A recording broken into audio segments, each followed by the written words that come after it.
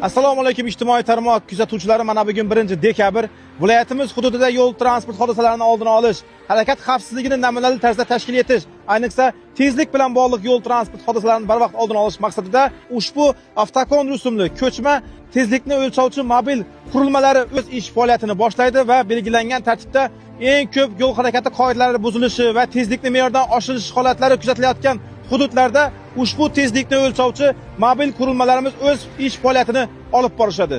Shuningdek, ushbu tezlikni o'lchovchi mobil qurilmalarimiz o'rnatilgan hududlarda radar yo'l belgisi hamda tezlik cheklangan yo'l belgilari o'rnatilgan bo'lib, bevosita uzluksiz 24 soat ish rejimi tashkil etiladi. Shunday ekan, barcha haydovchilarimizdan yo'llarda harakatlanganda yo'l harakati qoidalariga va tezlik me'yorlariga amal qilgan holda harakatlanishlarini so'rab qolamiz. Unutmang, umr tezlikdan muhimdir.